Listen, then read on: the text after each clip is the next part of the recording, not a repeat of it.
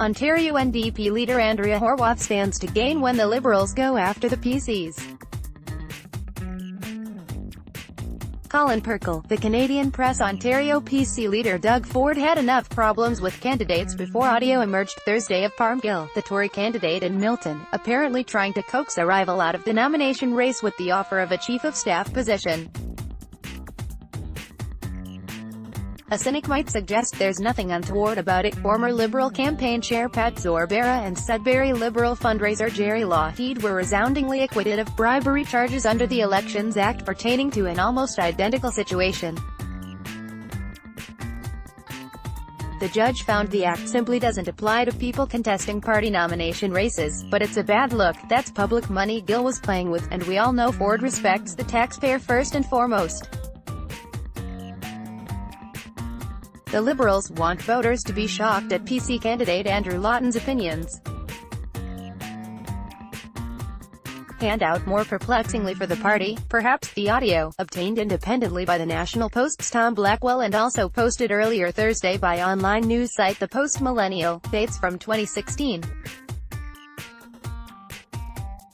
The party has had it all this time. Moreover, Gill was tight with former leader Patrick Brown, who has long since been excommunicated from the party. Interim leader Vic Fedeli just recently spent many weeks rooting out various forms of rot that Brown allowed to grow and, Fedeli said, successfully eradicating them. But Gill's arrangement apparently slipped through the candidate screening process, as apparently did former Mississauga Centre candidate Tanya Granik-Allen's comments about the pace of social liberalization in Croatia, and her comparing women in niqabs to ninjas and bank robbers. As apparently did London West candidate Andrew Lawton's various since-deleted Twitter jokes involving Islam. As apparently did Connaught Carrollton candidate Marilee Fullerton's tweet about a niqab-wearing teacher. Or maybe the Tories simply have different standards as to what's beyond the pale. I do myself, as it happens. The Liberals can't believe Lawton said being friendly and welcoming is one of those situations where women are better than men. I'm not sure I agree, but find that objectively inoffensive. We are meant to swoon in shock at Lawton's suggestion that Black and Hispanic Americans are arrested more often because they commit more crimes. I think it's vastly more complicated than that, but I know tons of people think that. A Toronto Star columnist dug this up. I left the Anglican Church when they made the decision to allow gay marriage. Well, see, you're still allowed to have religious opinions about same-sex marriage. Here in the real world, that's not in dispute. That's not to say Lawton's a good candidate. He's clearly a liability.